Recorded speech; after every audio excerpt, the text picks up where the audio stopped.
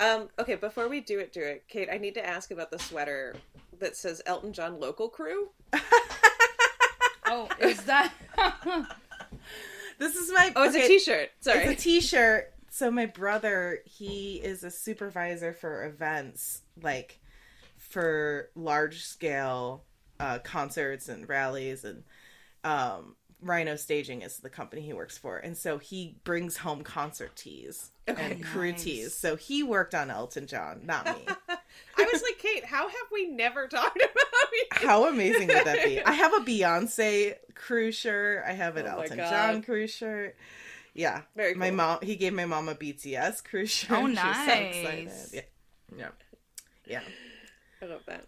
All right, well, should we do the thing? Yeah. Let's do the thing. Welcome to Witchcast! 'Cause it's Witchcast. I'm Emily. I'm Kate. And we are your co-hosts of this, the Witchcast podcast. That's right, we're your learning, growing, ever-evolving novice witches here to learn everything under the woo-woo, esoteric, spiritual umbrella. We're looking around under the umbrella. We're seeing different things. We're talking about it. We're exploring, and we have a very special guest this week. We're so excited to talk about her practice, the history of what she practiced. We have a Korean American Mudang. Jenn is here. Hi. Yay. Hi, Jenn. Hi. Thanks for being here. Thank you so much for being on. We're so excited. So, let's first start at the very beginning. Mudang, Jenn. Mudang, that's your title as a shaman. But I understand from some brief research that that's not necessarily a one-to-one translation. Can you talk a little bit about that? Yes. So a lot of times, because shamanism and Mudangs have been so criminalized and attacked, that not a lot of shamans actually use the title Mudang, even though that's what they are. What they use actually is the other title called Bodhisattva in Korean is Posanim. Because shamanism and Buddhism is so intertwined. And to be honest, my opinion about Buddhism and shamanism is intertwined because it was a response to survival because Buddhism was more accepted than shamanism. And it's still present. The influence of Buddhism is still present. So I feel that a lot of Mudangs, or maybe the younger generations, are reclaiming some of these titles that have been looked down upon. And that's one of the things that so many researchers have asked me, is why I use Mudang. And that's, for me, it's a reclaiming of the original name and title almost. Because a lot of, even my elder, who's a Korean shaman, a lot of older Mudangs, they try to move in ways that doesn't trigger negative stigmas or response or stereotypes. So that's their way of flying under the radar, I guess, But for me, I don't care. I'm out here and be I'm going to use the title Mudang, whether you like it or not, So yeah. Yeah. That's awesome. That's so awesome. Cool. And I know, as a Korean... it's awesome that you are reclaiming it, not that there's right. Of course. You understand. Mm-hmm. Well, I was going to say, I think Korean culture is also very known for saving face and, reputation and stigma is, a very big shame. Those are all very big topics, so that's really interesting. So let's dive a little bit into, I know that we could talk for hours, but just kind of top line for our listeners. So what is Korean shamanism? And would love to also explore that etymology of that word Mudang and where that came from and why it's so stigmatized. So Korean shamanism, to go far back, shamanism was born in Mongolia, Siberian area, cultures and tradition. And through time and obviously through evolution, Korean shamanism is birthed or is a branch of Siberian and Mongolian traditions. Korean shamanism is a blend, or I would say it works with the energy of the land spirits, our ancestor spirits, but also is rooted in animism, animistic beliefs and faiths, because in our shamanic practice, we build relationship with our homes. We have house spirits, we have land spirits, we have earth spirits, we have spirits of the nature, whether it's the wind, the ocean, or a sacred rock, So Korean shamanism, in my opinion, has helped me to build a better relationship with the area that I'm in, like the surrounding land and the space that I'm in, but also it's really helped me create a better understanding of relationship with myself. Wow. That's so cool. amazing. Yeah. That's so cool. I'm curious about like the timeline of Korean shamanism and when Confucianism, and you mentioned Buddhism, there's a lot of like kind of overlap and survival aspects going on, and then Taoism, and then Christianity eventually, right, reaching the Eastern Asian area of the continent. So where does shamanism, so shamanism was first. Yes. Right. Shamanism Okay. and our shamanic beliefs and practices is the indigenous practice and the spiritual beliefs of Korea. And Buddhism and Confucianism and Taoism, they all were oh my god, I can't think of the word. They were all brought in around the 4th century through I think it was during the Three Kingdoms era, when Korea back then was still split into three major kingdoms. And it was brought in through the elite, because at least during the Three Kingdom time too, men, Confucianism was coming in. It was the elite and men who held positions of power. And Buddhism was seen as this sophisticated religion. It was more sophisticated than this animistic practice that we had as shamans. And Buddhism, and so a lot of like things were being imported from other neighboring countries, like majority China, like modern day China now, because of the trade and everything that was going on. So there were certain influences. So Taoism, Buddhism, and Confucianism, they all started to come in around the 4th century, and as with time passed, it grew a hold of of how things were done.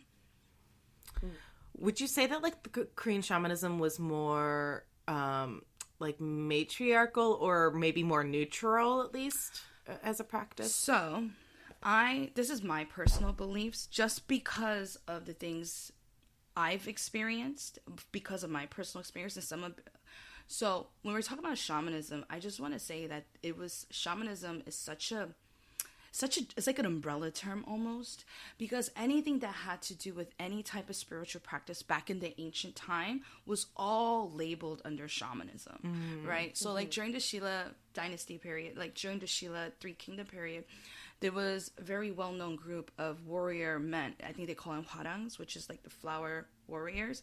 And a lot of times they say that their belief was shamanistic.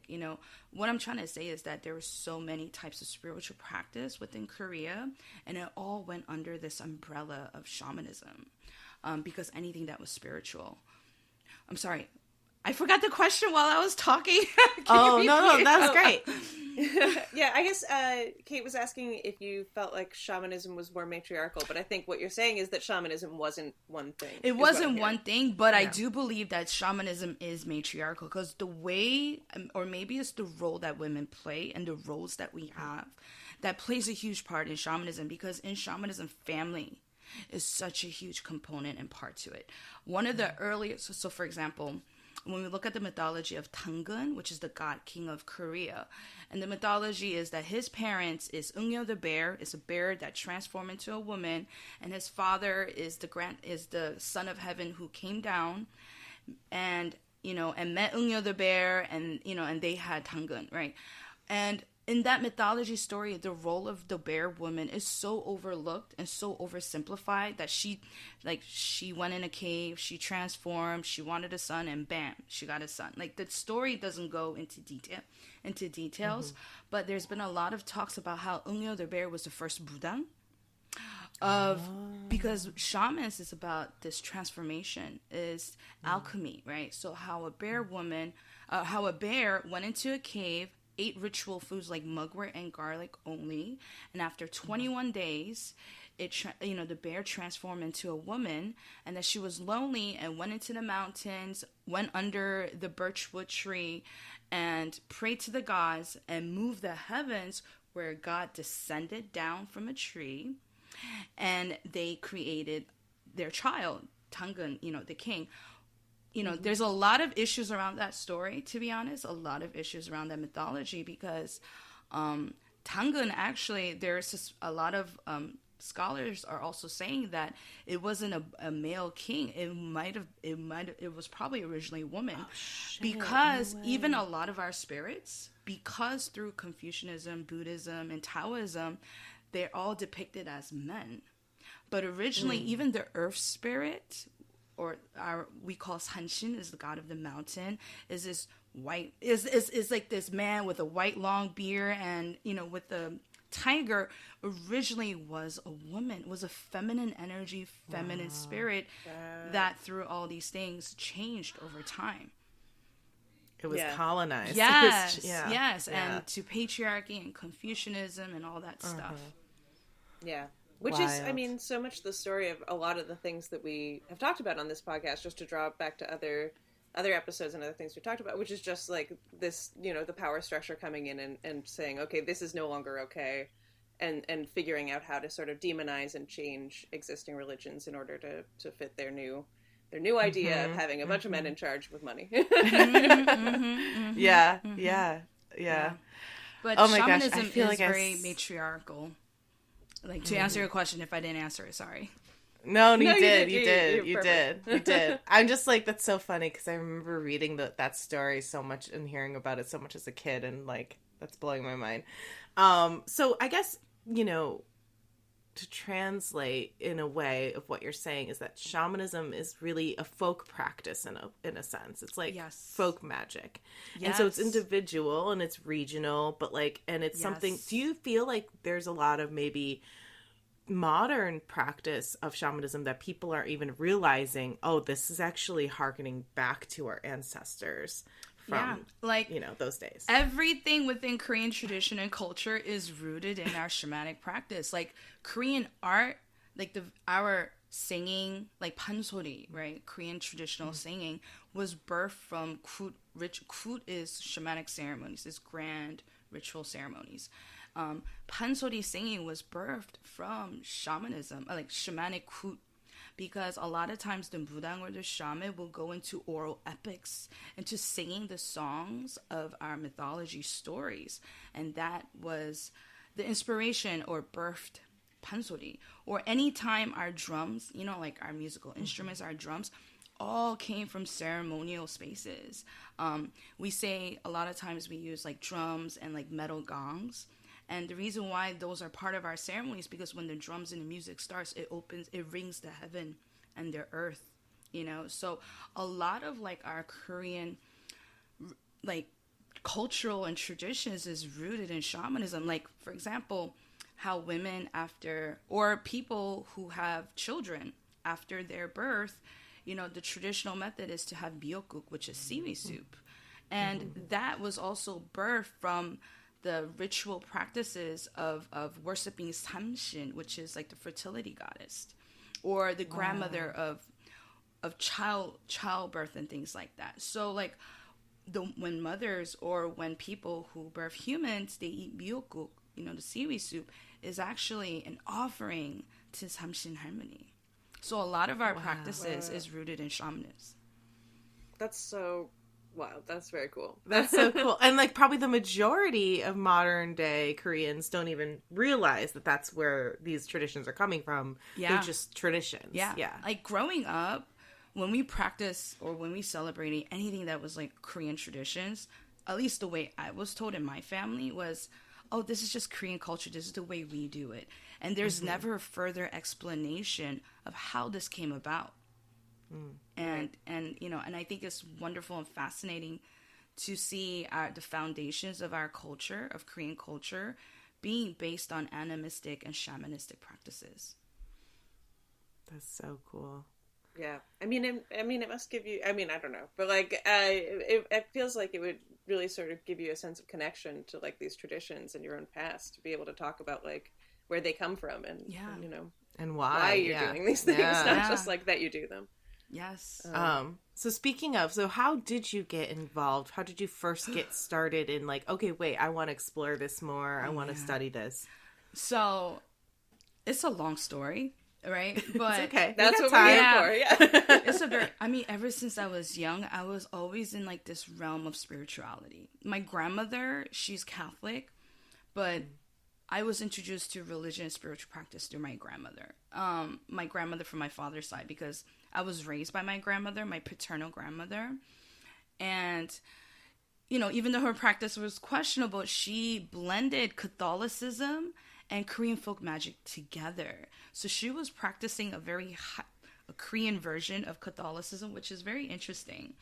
Syncretized? Yes. kind of thing. Yeah. And that always kind of like, I always wondered about spiritual practices. So I did everything. When I mean I did everything, anything that was in the cults, anything that was in spiritual paths, spiritual anything, I was always in the library reading up on magic or how to be a witch or, you know, be a Wiccan. Like, I went through all those things, you know, like, and welcome to our club. Yeah. We're all the same. Yeah. Like, I tried anything that talked about spirituality, you know, that talked about mysticism and things like that.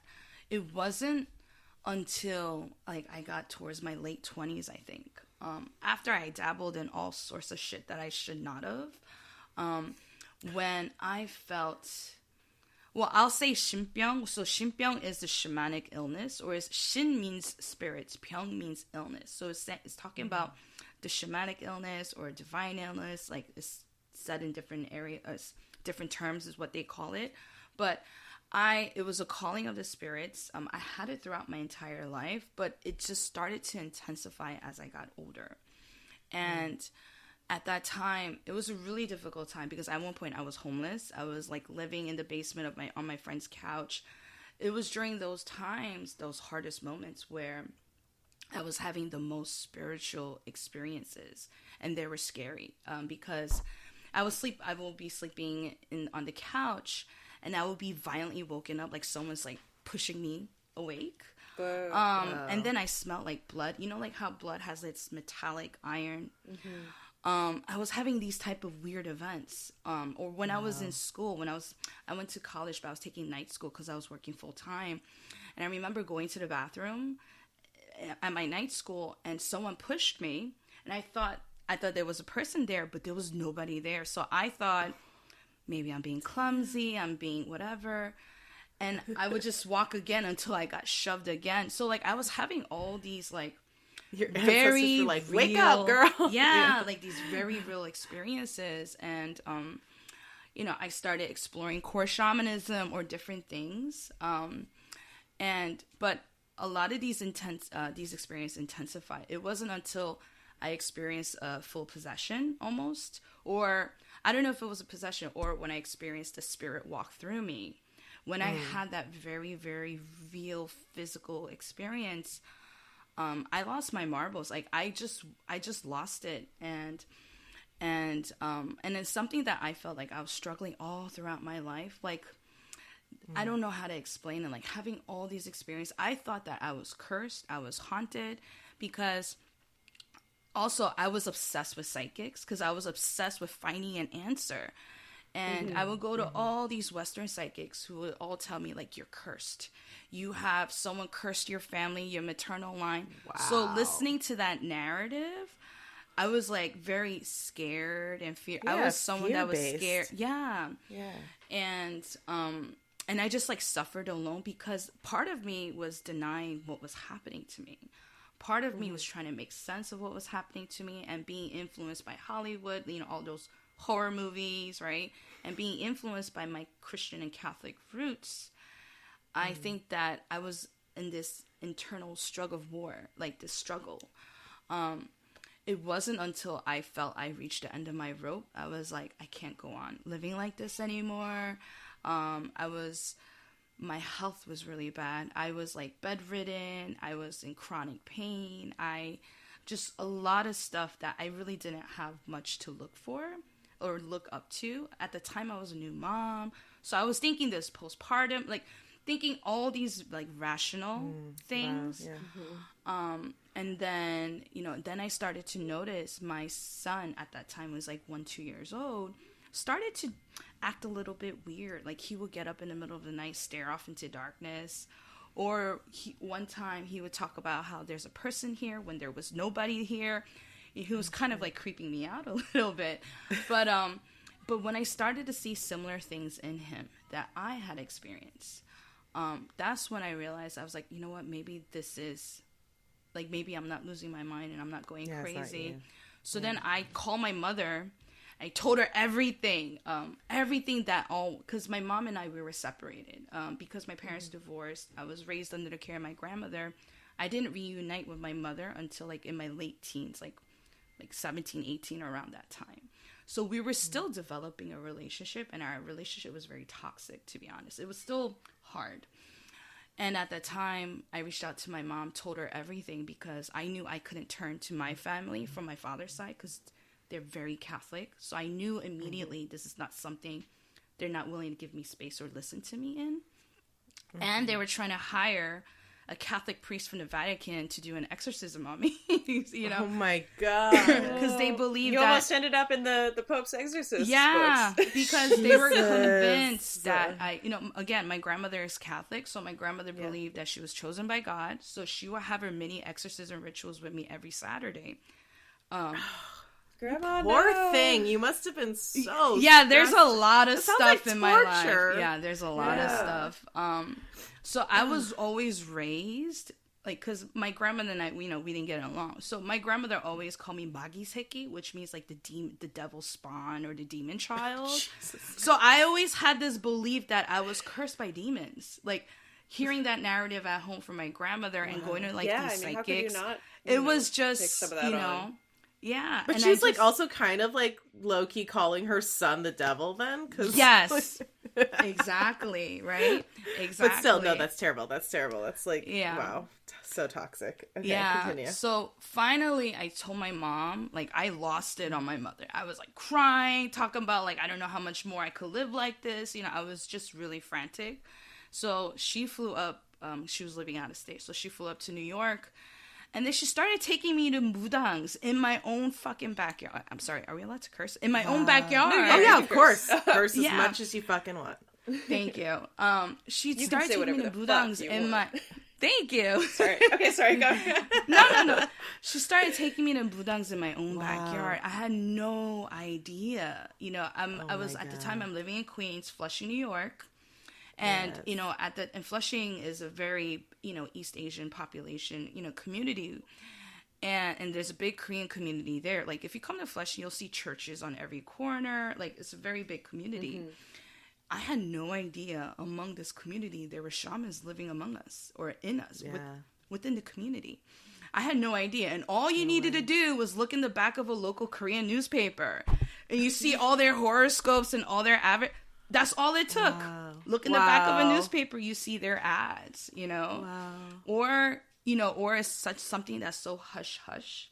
Even in Christian and Catholic communities, often it's the women who go for fortune-telling or divination or work with shaman on the low. And a lot of times you get referred. So finally, I went to a bunch of, some were shamans, somewhere, but I went to a few and something did not resonate. Some of the readings that I had just didn't resonate. I felt like I was looking for a teacher, and I was also looking to have my experience acknowledged. So I felt that if I met a teacher who knew exactly what I was going through, this person was going to be my teacher. Somehow, some way, my mom found this Mudang, and the minute I stepped into her temple, her shrine, her home shrine, my body just started reacting, like, out of nowhere. Like, I started shaking. I thought I was having, like, a seizure, because it was just uncontrollable. Like, I could not control myself. Wow. And I started crying. Like, all this sorrow and pain came out. I was, like, crying. And my mom was like, what the hell is what is going on? My mom was so taken back by just my reaction. I was taken back because my body was doing all this that I couldn't control. And the shaman, the Mudang, she was immediately able to tell me, oh, there's two spirits that walked in with your daughter. It was her grandmother and a young girl. And I lost my shit because, so kawi is something what we call sleep paralysis, right? I used to get kawi all the time to the point I was so scared of the dark. I would sleep with the lights on. Or it got so bad, I would not sleep at night, and I would just wait till the sun rose to sleep. Like, it was a horrible quality of life that I had, doing that. And every time I had kawi, I one time saw a little girl sitting on my chest. And and when I saw the little girl, first of all, I was so exhausted. I was like, stop playing with me. I was like, leave me alone. Stop, Yeah. But bug off, yeah. After I woke up, I was like, oh shit, was that a dream? Or was that really real? It was one of those instances I couldn't tell. Yeah. But when the shaman, the Mudang, was like, there was a little girl following you and a grandmother, I was like, you were the first person that could tell me or talk about the spirits that I keep having experiences with. And when she talked about my grandmother, she's talking about my maternal grandmother from my mother's side, who I've developed such a special bond to growing up when I was a little girl. And she had passed away when I was in high school, and I did not have the chance to say goodbye because we were still, like, I wasn't reunited with my family and things like that, and there was a lot of complications. But I always felt her presence. And this was like, and I thought I was losing my mind too. I was like, why am I thinking about this? My grandmother, feeling her presence, her emotions, and things like that. So, and I also found out that little girl that I kept seeing was my mom's sister that I never knew she had. So she had an older sister that passed away due to like measles or something. Where her older brother and her sister got sick. The older brother recovered, but her sister never. And she passed away around like 5-6 years old. And I never knew that. I was always told my mom was the only girl because her family's all brothers. But when I found that out, I just like, I could not, like, I was like, what the fuck, It's wild. Yeah. But it was also such a strong conviction that I was in the right place, that I had met this person that I had to meet. Because I met other shamans before. I've met other healers before, but for some reason, whatever they were sharing with me or whatever conversations was, even though I was respectful, there was something that just did not resonate or I didn't connect to. And when I finally found my elder, I was like, I'm going to follow you through the depths of hell. I'm like, because I found that one person in this world who could understand what I was going through and who could literally see and pinpoint all the experiences I was having. And for me, I was ready to drop everything in my life, everything just to follow my elder, because I was like, that validation was so strong. Wow. Yeah. Yeah. Wow. Well, I mean, it sounds like you were going through years and years of torture, psychological and emotional torture. So it must have been such a relief to just have validation that you're not crazy. Yeah. Yeah. Yeah, and that there's something you can do with this. It's a gift, It was you just didn't realize it at the time, yes, and you didn't have the ways to protect yourself at the time. Yes. Yeah, wild. Wow. And then so you met your elder, the mentor, and she sort of walked you through this process. And so after I met her, she was like, I'll teach you, and I took that literally. So literally the next day I showed up at her doorstep with a notebook and a pen. I'm like, I'm ready. And she's like, what? Because I was like, so I felt like a overripe fruit. I was fermenting. I was just ready for anything. I love that. And so what ever since then I started to partake and participate in the ceremonies. I was helping out. We call it the maknae, which means like you're the youngest one. And a lot of times the youngest one takes on a lot of duties, like, maintenance, carekeeping, like altar setup, a lot of the things just to aid and help my elder. And I was her shadow. Basically, I shadowed her for years. And she told me that for me, that initiation was probably going to be more powerful for me if I did it in Korea, because it's connecting to the lands of our ancestors, connecting to the spirits and the gods. So about 6-7 months later, I ended up going to Korea, getting initiated, which was also another crazy time, because it was also during the time of President's Park protests when the whole scandal about President Park and then Mudang came apart. It was a really wow. It was just a crazy time. Crazy time to be a Mudang. Yeah, it was. It really was. Wow. That's so wild. This is fascinating. Okay, so I have so many more questions. Well, let's talk a little bit about the services that you offer and how you and your practice now. Yeah. Because I know that you mentioned that you had like kind of a possession experience before you could put a name to what was happening. And I know from just kind of poking around on your website that trance is involved sometimes in ritual. Can you talk about the different types of rituals and practices that you do and what goes into those? Yeah, so the major sort of first basic service is divination, because we do divination helps us to do, before any work is done, divination is always important because it's assessing the situation, getting a feel for what's going on in a person's life. And there's different services, like all Mudangs have different services, but divination is usually one of the majority. And then it goes into rituals and ceremonies. Like, for example, if, let's say someone wants to get a job, like they applied to this place, they want a job. A lot of times divination could show up whether or not that person can get a job, or is there any difficulties? Are there any blockages? Like, there's some more information surrounding that. And depending on the situation, sometimes we could do something simple as lighting a candle and praying for someone to help bring energy so that they can achieve getting that job. Sometimes if the situation is a lot harder, let's say there's a lot more things going against them, then they may need to do maybe a bigger ritual that has more energy in it. For example, that could be we say 산기도, which is mountain ritual. And a lot of times for rituals that's a little bit more intense, that needs a little bit more energy, more power, we go to the mountains to do those rituals. Or we go to the ocean to do those rituals. Or depending on how severe the situation can be, sometimes we have to go into a ceremony, which is like a full-blown ceremony. But it all, every shaman has different rituals and different things that they specialize in, because not all shamans or not all Mudangs is capable of everything, or being able. We all have different gifts, kind of like doctors, and how they have different specializations. Like they could be pediatrics, they could be a dentist. Like every Mudang, they have certain things that they specialize in. Makes sense. Yeah, and that makes total sense. So, what are your specialties? So, I don't feel like I have a specialty. I kind of go with the flow, but it seems like ever since I've got initiated, it seems like one of my things is to initiate people and to help initiate them and to help build the foundations of their Mudang practice.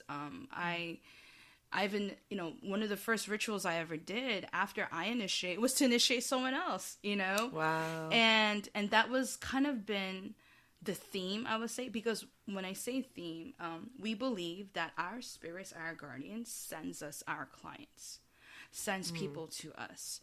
And usually when people come to us, I notice different themes within the people, like maybe depending on the questions they're asking, maybe the things that they're seeking for. And a lot of them is to learn about shamanism, how to begin and how to start their practice. And for me, that's where my focus is, at least in my practice at the moment, is to share teachings and share the tools and skills that people can start in their own private personal practice. Wow. That's great. So you can practice shamanism like folk magic. You don't have to necessarily become a professional and offer services publicly. You can work in daily practice for yourself. Yes. That's where also my practice has recently shifted, because there's this narrative that you must initiate as a shaman. And I agree to a certain extent. But if their people are looking to enrich their daily lives and like working with the land or just their ancestors or building that foundation, you don't need to initiate into this big tradition to have access to that. And that's what I am looking to do, is to bring access to everyday people who maybe is interested in spirituality, but maybe they don't want to be in Mudang, but there's no access. It almost feels like to have access, you must initiate. but that's not true. So for me, I want to focus on bringing in our practices for everyday people so that they can connect better with their ancestors, so that they can connect better with the lands, the spirits of the lands and the earth, and the spirits within their homes. That's awesome. So I have to ask, and I think I know that you've answered this on other sources, but do you believe that this is close to people of Korean descent? Do you believe, that other people outside of Korean heritage can practice? What are your thoughts on that? So I feel, so at least right now at this point in my journey, I feel that this should be only open to with people with Korean roots and heritage, because our own people don't know our practice. And before I could open it up to anyone who's outside of our tradition, I can't do that unless like Korean diasporas knows our stuff. Like I feel this year I was supposed to teach at St. Olaf College. And St. Olaf College in Minnesota is a private white Christian school, if I'm not mistaken. And I thought it was a great opportunity to teach there, but I felt very conflicted because majority of the student body is white.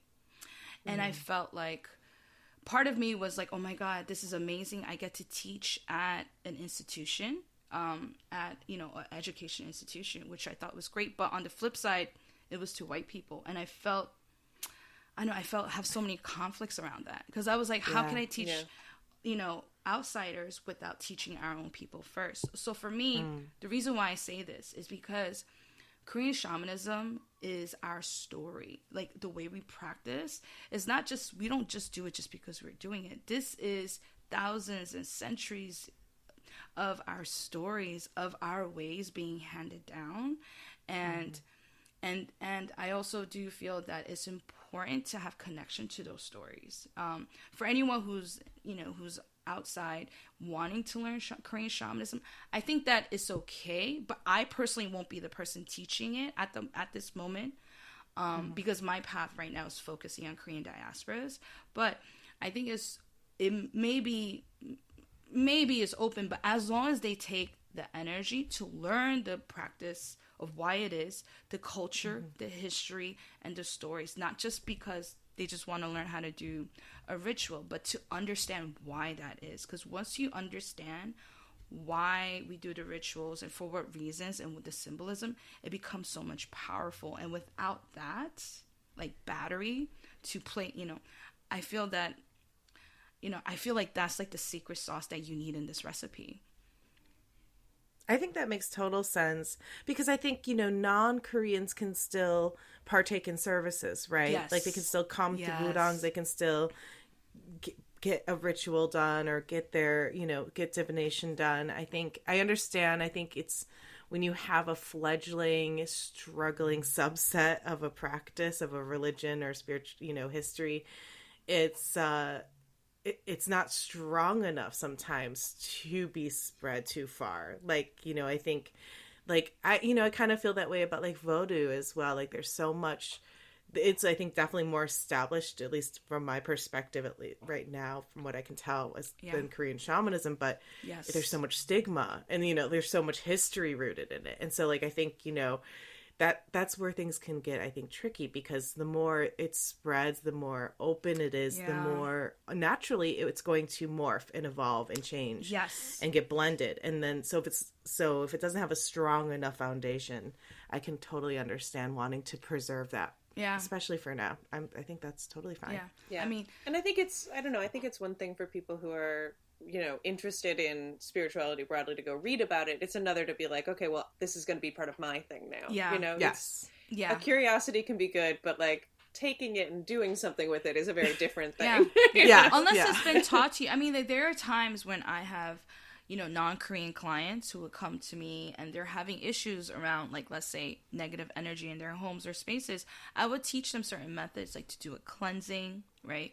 To purify their spaces, and, and I share to, because if it's helpful, because at the end of the day, what shamans and Mudangs are supposed to do is help the people. Because I said earlier, we believe that our clients, like our spirits bring in the clients to us. That there is a yin-yang, that there is some type of like destiny, even if it's a short-lived yin-yang, right? Because yin-yang or destiny doesn't have to be this like lifelong. It could be even a passing moment that we have. And also the way I've been taught by my elder is like, anyone who comes to you, you have to help them to the best you can within that capacity. So it's not like I'm like, yeah, no, I won't teach you anything. I just tell you what you want to hear, or, you know, in a session. But I also do provide, and at the same time, you know, I've been asked by non-Koreans to be their teacher, to which at least I share, and this is true, like at least this part of my journey right now, I'm only open to teaching Korean diaspora. I don't know if that would change later because I'm always growing and evolving, but at least right now, my focus is teaching our community first. Yeah, I think that's great, and I think you should stand by that. I think there's nothing wrong with that. We have a lot to work on, I feel like, as Korean Americans as a group. So, that's my own shit. Okay. So you've been so busy lately. We've been like playing, you know, behind the scenes phone tag for weeks. What are some of the things that you've been up to? So what are some events? I know that you've been doing a lot. Yeah. Yeah. So this year is the first year I've become more public because I'm an introvert. Like, if I could bring my house with me wherever I go, like I always say, my like a hermit crab is my spirit animal, because any moment I could duck and hide, like I'll do that. But this year I started to explore more artistic performances. I collaborated with a Korean American artist, you know, and that helped me open up in a very creative, artistic way. I did a performance just this past February for Lee Sung-taek, which is a very famous North Korean artist in Korea, and he's actually like the father of non-art, which is very like anti-art, which is a very interesting concept, because Korean art is also very rigid. When you talk about Korean art, it's like calligraphy, it's like the dances, it's a very rigid thing where you have to go to school and learn. And he was challenging how art shouldn't be this rigid, that it was like his concept was anti-art, to go against what's traditional art. But it's wonderful that his art is getting noticed in so many places. So we had a unique opportunity of making history, because for the first time ever, there was a reenactment of his famous performances. And it was given to us as Korean Americans to carry that on. And that was so huge for us as Korean Americans, because a lot of times Korean Americans, we don't feel like we're part of Korea. Like, there's this weirdness that we're not Korean enough, right? And for us to take on this performance that was like an iconic legend and like carry the torch, it was just, for me, it was very emotional.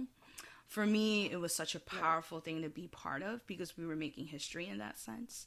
That's so cool. And then we had KQTX, which is a queer community, a Korean trans and queer community, had an event at Lincoln Center called Moim. And we were there to celebrate stories and just to work with different panelists and speaking about community and different things like that. So it was really wonderful just to be part of these different things and really kind of like stepping outside my comfort zone. That's been really amazing this year for me. That's awesome. Yeah, you're really becoming like a community leader. Oh, thank you. I don't know. I like that makes me like clench, like, oh, you know, because it's listeners, the face Jenn just made is so Korean. She was so taken aback by that compliment. I mean, I think I'm still wrapping my head or coming to terms with the position that I hold, because there's still a part of me that's still in the dark, like hidden. But I realize more and more that I cannot help without being open. So I've been doing a lot of work on like working on myself, like making space, like being okay with taking space, being okay that not every time I show up, not everyone's gonna like me, and just letting it roll off my shoulders. Like, that's a hard one. That was huge for me. Yeah, that was huge for me. And hard. I think I've gotten better, but I still struggle with it, you know. Good for you. So what are some of the daily ways that you practice in your own private way? So I'll share a little bit about my daily rituals. So in the morning, I'll wake up, I'll get dressed.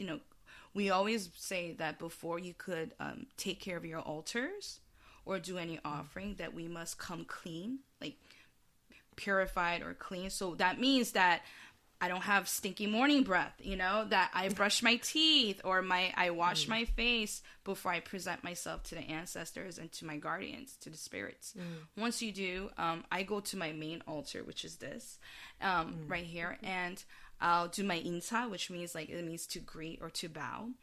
And I'll tell my spirits, good morning. I hope you had a nice rest. It's like as if they're alive and just having simple conversations, because it's not about what you do, but it's more about how you do it. And because it's about cultivating a relationship, cultivating this bond, right? Because in the beginning, when I started working with my spirits, we were strangers. It was like we were it was almost like going on a blind date. I don't know you, you don't know me. We're getting to know each other, kind of thing. And over the years, I've been able to cultivate a relationship with my spirits, with the energies around me. And so in the morning, I'll go and say insa, which is to greet them, good morning. And then I'll take away the offerings from the day before. So daily offerings is water. Water is a daily offering that we give. And it's one of our basic and most fundamental offering ever, because water is such a sacred thing to us. In the Korean language, there's so many ways to describe water depending on the purpose and its properties. So the offerings that we give, the water offerings we give, is called oksumul, which means jade water. So we'll change out the water. If there's liquor on the altar and it's been there for a couple of days, we'll throw it out and put new liquor on. We'll light a candle and it says, do my morning prayers. And usually my morning prayers involve protecting my family, my children, making sure everyone has good days, that everyone's protected. I do my morning my morning prayers here, and then that's when I go to my other altar. So I have an altar in the kitchen for the kitchen goddess, because that's one of the main important house spirits that we have. I also have a guardian by my front door. So I hate to say that there's a hierarchy, but there's a hierarchy. I go to my main spirits first, and then I go to all my guardians second, and then I go to the house spirits. So it's usually all this process takes maybe an hour, sometimes more. It's a whole huge part of my life. And we do that at nighttime too. So it's in the morning when you first wake up, and at nighttime before you go to sleep. And that's the way. And do your kids do it with you as well? Do they go around and greet the guardians and give offerings? Sometimes, sometimes, but they are very interested and they want to, because they see me doing it all the time. So they want to be participating too. So sometimes especially because I do this when everyone's still asleep. Or I'll do this after I do all my morning chaos of dropping everybody at school and all this craziness. But a lot of times my children, they're very interested. But my children do come into my shrine a lot, because that's when they know that's where the snacks are, because of all the offerings, right? They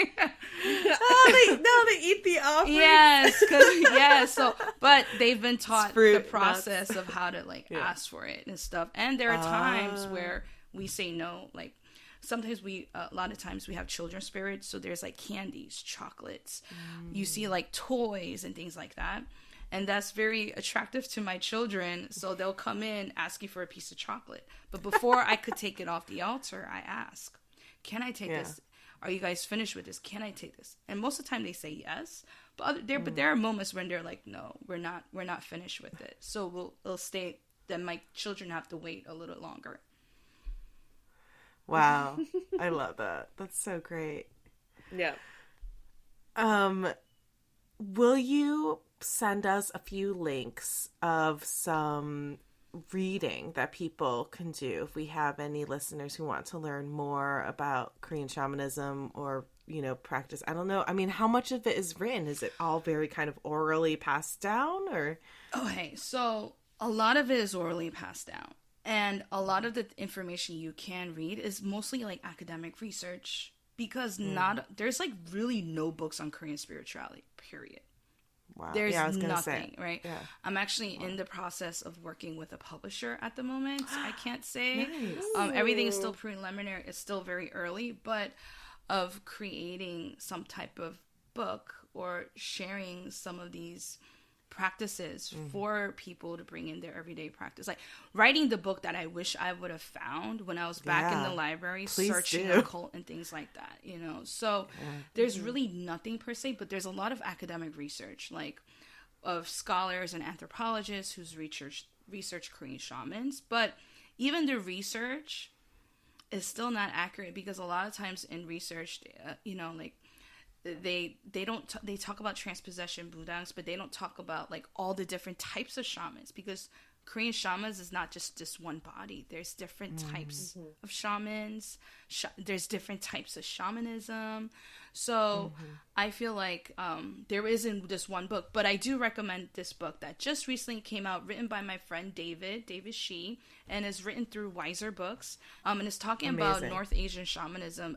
My friend David is Manchurian, and he explores Mongolian, Siberian, Manchurian shamanism, and talks a little bit about Korean shamanism too as well. And the reason why I say that book is important, because again, Korean shamanism was rooted from Mongolian and Siberian practices.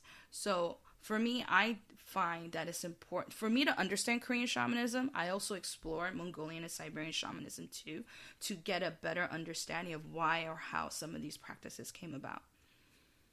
Yeah, I mean, wow, definitely we'll check that book out. We didn't even get to touch on, the differences of how it's like disseminated between Chinese shamanism and Japanese shamanism, because we know that like that whole area has been, occupied and commingled and overlapped, and so that's that for another episode maybe. Okay, so how can people work with you? How can people get in touch with you? So people usually get in touch with me through social media, like for example, like my Instagram. My Instagram, I spend a lot more time Instagram than in other social platforms, because I don't think I have the capacity to handle everything, to be honest. One is enough. Yeah, one is. I mean, I have others. I do have others, but I tend to put a lot more energy into my Instagram because of the relationships I cultivated through that. But also they could find me on my website, like just, I guess you just search Mudang Jenn and that's what comes up. Usually, they could find me on my website. I am at the moment transitioning my services at the moment. I am feeling burnt out, so I am stopping or pausing my private one-on-one consultant and shifting towards workshop and classes, so I could spend all that energy of teaching, because again, there's nothing there for us to learn, like no books, nothing. And I am working right now on creating the bones and structures of, like, let's say a protection course, or I hate the word course and workshop too, but anyways, but to teach something about our shamanism, like how to do altars, how to like cleanse and purify, like if you feel like there's a lot of heavy energy, and just like something about like that teaches the basics or the foundations of folk magic and how to work with house spirits, land spirits, earth spirits, how to, do all these things. And in a very specific context as a Korean American, because part of shamanism is your local, is your region. It's learning how to work with the local energies of your region. And Korean shamanism and Korean culture is so different based on the regions within Korea. And as a Korean American, I acknowledge that my practice is not going to look exactly photocopied as it does in Korea. Because my lived experience as a Korean American shapes, to be honest, like a lot of my ritual practices too. Like I'm talking about how moving forward, as a Korean American, it's quite possible that cannabis may be on our offerings altar, especially with the experiences that we have now in the U.S. cannabis being so open and helping so many people with medical and stuff like that. So I do know my practices is rooted in traditions, but at the same time is evolving to fit or shifting to for our local regions. Totally. I mean, if you have like a something where it's usually kind of specialized to the individual in the area, of course you're going to want to do that where you are and with yourself, you know? Yeah. Yeah, we're very big fans of making it work for you. Like, yeah, I agree. Because everyone's an individual, and like not all, we're not into rigid practice personally. Yeah. Yeah. Emily and I, yeah. As you can probably tell. Yeah. We're very chill. Yeah. I mean, in the beginning of my practice, I was very rigid. Whatever was handed down to me, I followed it to the T. But I've had so much struggles around it because, for example, my elder would be like, well, you have to have this specific offering. Well, this specific offering is not available in stores in my area, you know? Like, so it's like, what do you do? Like, you know, so having these experiences has really helped shape the way I move forward in my practices and how I help other people too. Because, you know, if you would have came to me like a few years back, I would have been like very rigid because that's what my practice was at that time. But now my practice isn't so rigid. It's to allowing yourself to space and grace, really, to kind of like do what you can. I think that's what happens with experience, though, because, like, you know, Emily and I talk about this all the time. Like, when each of us first kind of got into the spirituality realm, witchcraft realm, like, at least for me, I was so gung-ho. Like, I went full into Wicca. I was, like, doing full rituals by the book. I, like, wrote everything out in my book of shadows and, like, page by page. And, like, you know, you have to be a good student. And then after a while, you're like, wait, but I don't need to do all. I have that foundation, and now I can kind of break free of that and do what works for me and kind of bend the rules, and like I'm still getting the results that I want, if not better, because it's what it truly works. I'm finding what truly works for me. I feel like a lot of that is also like coming from like living in and around Catholicism, is that like you are supposed to know the right words, you know, like, like what are the exact correct words that I need to say in order to do this ritual, and then you're like, well, there doesn't seem to actually be right words, so what do I do? Yeah, tell me exactly how to do everything. And then you know, getting used to the idea that that's not how it works necessarily. Yes. And in the Korean American context, when I was like, this is not right, this is not right, this is not the proper way of doing things, like I realized that was under the context of like Confucianism and patriarchy, you know, because patriarchy is about this rigid constructs of step one, step two is this rigid recipe that you fall in line. Yeah, that if you do it, if it's not this way, then you are not authentic, that you have no legitimacy. But shamanism is not. Shamanism is, our practice is based on nature. And nature does not follow this rigid clockwork type of energy either, right? No, she doesn't. Like, living in New York, is Memorial Day weekend. It should be hot as balls outside, where everyone's going out to the beach, and I have my heater on because it's cold. So, like, what I'm trying to say is that when we're working with nature, we realize that nature is not this rigid vehicle. Nature, you know, is and it shifts. It shifts. It's expansive. It's always ever changing. And I think that has really been such a huge lesson for me. It's taught me to give myself grace. Yeah, I love that. Grace. We all could use a little more grace in our lives. Yes. Yeah. Flexibility. Yes. Grace. Yes. Kindness. Yeah. All right, so we'll tag your Insta and your website, but I love that you're developing and kind of shifting your offerings. I love a class setting. Please let us know when that goes up, because I probably will sign up for that. But your website is Mudang Jenn. That's M as in Mary, UDANGJENN.com. And then that's also your Instagram as well, right? Mudang Jenn. Okay. Yes. Awesome. And I have a TikTok. We'll tag it in there. Yeah. Wait, what? I also have I do TikToks, but it's so much work. But yeah, it is a lot of work. But I will follow you on TikTok too. Awesome. And Emily, what? Did you have any other questions? I'm sorry. I feel like I totally took over this. No, this is definitely one where I'm happy to take a backseat and just listen. What am I going to contribute here? Like, no, you're a delight, Emily. No. Thank you. I'm here to just be a good vibe. As always. For this episode, you know. But no, I thought that was, I mean, it's really cool. It's, I don't know. I mean, I feel that... Sorry. I put you on the spot. Oh, we need to draw a flag before we sign Oh, off. yes. Oh. We're going to draw a flag. I knew I was here for something. Yes. So tell us why, tell us about the flags. Okay, Where so did that come from? The flags is called 오방기. 오방 means, so it's talking, the number 5 is so very important in Korean culture, but 오방 means like the 5 directions. So we have the 4 directions, but we also consider the center, a focal point. It's kind of like where all the directions come together. So depending on which tradition you look at, if you look at Taoist traditions, they say that there's different guardians within the 4 directions.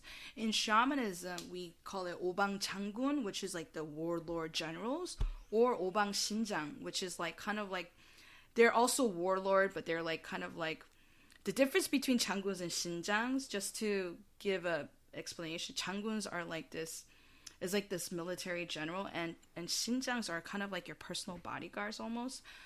What I'm trying to say is that 오방 is like, it represents calling in the guardians or calling in the warlord spirits around us. And this is used in cleansings and purification. This is also used when we are first doing ritual settings. Like before we start a ritual, you pay your greetings to each direction. So so the reason why there's 5 flags is represents the 5 direction, and each direction has a color. And depending on which shamanic tradition you are, each color also has a specific deity attached a lot of times. So like depending on the directions, there's like a spirit or a deity that's attached. So 오방기 is used in ceremonies to share 공수. So 공수 is channel messages from the gods that's passed on through the shaman. So in ceremony spaces, the Mudang will come to you, hand you the flags, and you're supposed to pull 2. And based on the 2 flags you pull, which is just a solid color, so you could pull like, let's say red and white or blue and white, or there's 2 colors you pick, and based on that, there is energies that's attached to it, and sometimes like channel messages that come through. And we use this in the 5 directions for cleansings and exorcisms and purifications. Cool. So yeah, so you just like randomly, you kind of like close your eye, you don't look, and you just kind of pick. Yeah, I just pick. Well, you could have a question if you want, or if there's no specific question, we could just randomly pick it out. But do you guys have a question? So we typically, with our poll at the end of every episode, it's more of kind of a general poll for our listeners. Like a message for the listeners. Like maybe it just goes to one person, but maybe it's to everybody. Who knows? Yeah. It's the spirit's decision. Yeah, exactly. Yeah. It's We're just putting the message out there. Yeah. So I just pulled red and yellow. So this red and yellow They're beautiful. is actually, thank you. Red and yellow is actually a very auspicious combination. Yay. So yellow represents ancestors. It represents the ancestors that belongs to you, and also non-blood ancestors too as well. But the theme is ancestors. And red, we say, brings luck. So it's talking about how our ancestors are here with us, and they're wanting or willing to connect and wanting to give protection and blessing. They're wanting to build a relationship. So anyone who's been wondering about ancestors, anyone who's been wondering, are my ancestors really here? Yes, they are. They're here, they're open, and they're wanting to work with us and cultivate a relationship with us. I love That's that. such a good message. Will you please take photos of those flags so we can post it on our Instagram? They're beautiful. Of course. Yeah. Yeah. And if you don't mind, I mean, if you'd rather keep it private, I totally understand, but I'd love a picture of your altar. Yeah, definitely. It's so beautiful. Yeah. Oh, and we need a picture of you to put on there, too. If you're, Yes. No worries. Photos all around. That's so great. Well, anything else then before we... No, I think that's it. You can find us on the internet at witchcastpodcast.com. You can find us on Instagram at witchcastpodcast. And, of course, you can always find us wherever fine podcasts are listened to. And while you're out there, hey, why not give us a like? Give us a little review. Give us a little 5-star review. Why not? Did you like this episode? Yes. Then tell us. We always like a review, especially when it's a positive review. When we have a negative review, we text each other about it. But it helps other people find us. So if you like us, please leave us that review. That would be awesome. Yes. Oh, so and you can always email us if you have any questions, thoughts, feelings, etc. at witchcastpodcast@gmail.com. Correct. And we will tag Jenn, Mudang Jenn, on our Instagram along with her website so you can learn more about her. And, you know, if you're Korean American, sign up for the class and maybe we can take class together. Thank you so much for being on the show. There's so much, obviously, more to talk about, but like, what a fascinating area of study. Just incredible. Yeah, so cool. Thank you so much for being here. No, thank you guys for your patience. Oh, are you kidding? Well worth the wait. Well, until next time, Hex yeah! 'Cause it's Witchcast.